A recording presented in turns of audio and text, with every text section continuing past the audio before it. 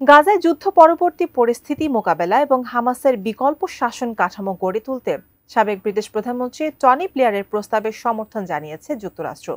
তার পরিকল্পনা অনুযায়ী জাতিসংঘ নিরাপত্তা পরিষদের মাধ্যমে গাজা ইন্টারন্যাশনাল ট্রানজিশনাল অথরিটি গঠন করা হবে। তাতে 7 থেকে 10 সদস্যের একটি বোর্ড এই কাঠামো পরিচালনা করবে। বিস্তারিত থাকছে ডেস্ক রিপোর্ট। মার্কিন প্রেসিডেন্ট ডোনাল্ড ট্রাম্প গাজায় যুদ্ধ পরবর্তী পরিস্থিতি মোকাবিলা ও হামাসের বিকল্প শাসন কাঠামো গড়ে তুলতে আঞ্চলিক ও আন্তর্জাতিক অংশীদারদের সঙ্গে আলোচনায় সাবেক ব্রিটিশ প্রধানমন্ত্রী টনি ব্লেয়ারের প্রস্তাবে সমর্থন জানিয়েছে। এই প্রস্তাবে গাজা একটি অন্তর্বর্তীকালীন প্রশাসন গঠন করে তা ধীরে ধীরে ফিলিস্তিন কর্তৃপক্ষের পিএর কাছে হস্তান্তরের কথা বলা হয়েছে। বৃহস্পতিবার 18 সেপ্টেম্বর টাইমস অব ইসরায়েলের এক প্রতিবেদনে এই খবর দিয়েছে। ব্লেয়ারের পরিকল্পনা অনুযায়ী জাতিসংঘ নিরাপত্তা পরিষদের মাধ্যমে গাজা ইন্টারন্যাশনাল ট্রানজিশনাল অথরিটি গঠন করা হবে, যা হবে গাজার সর্বোচ্চ রাজনৈতিক ও আইনগত কর্তৃপক্ষ। 7 থেকে 10 সদস্যের একটি বোর্ড এই কাঠামো পরিচালনা করবে। তাতে একজন ফিলিস্তিনি, একজন জাতিসংঘ কর্মকর্তা, আন্তর্জাতিক অভিজ্ঞ ব্যক্তিত্ব এবং মুসলিম সদস্যরা থাকবেন। গাজার স্থিতিশীলতা বজায় রাখতে একটি আন্তর্জাতিক নিরাপত্তা বাহিনী নিয়োজিত হবে, যারা সীমান্ত রক্ষা, মানবিক সহায়তা এবং পুনর্গঠন কার্যক্রমে সহায়তা দেবে এবং হামাসের পুনরুত্থান ঠেকাবে।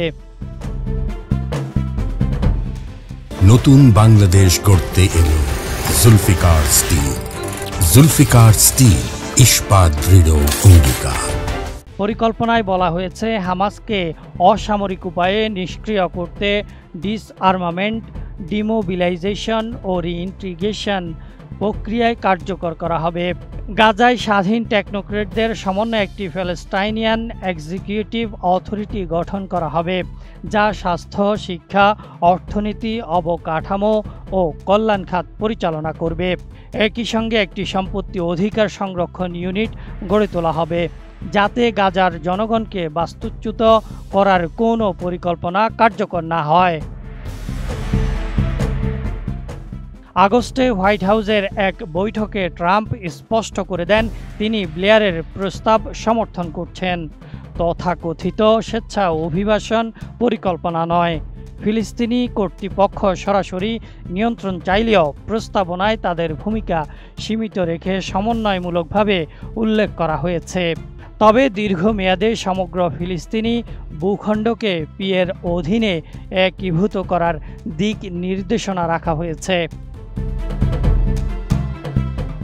আঞ্চলিক রাজনীতিতে সৌদি আরবকে সবচেয়ে গুরুত্বপূর্ণ খেলোয়াড় হিসেবে দেখা হচ্ছে, কারণ দেশটি পুনর্গঠন তহবিল গড়ে তুলতে পারে এবং অন্য আরব দেশগুলোকেও সঙ্গে আনতে সক্ষম। যদিও আরব দেশগুলো পরিকল্পনায় ভবিষ্যৎ ফিলিস্তিনি রাষ্ট্র গঠনের একটি অপরিবর্তনীয় পথ অন্তর্ভুক্ত করার দাবি জানাচ্ছে, তবে পরিকল্পনা বাস্তবায়নে নানা চ্যালেঞ্জ রয়েছে। দোহায় হামাস নেতাদের উপর ইসরায়েলি বিমান হামলার ফলে ব্লেয়ারের প্রচেষ্টা ব্যাহত হয়েছে। এছাড়া ইসরায়েলি প্রধানমন্ত্রী বেনিয়ামিন নেতানিয়াহুর ডানপন্থী জোট এই উদ্যোগ আটকে দিতে পারে বলেও আশঙ্কা প্রকাশ করেছেন সংশ্লিষ্টরা।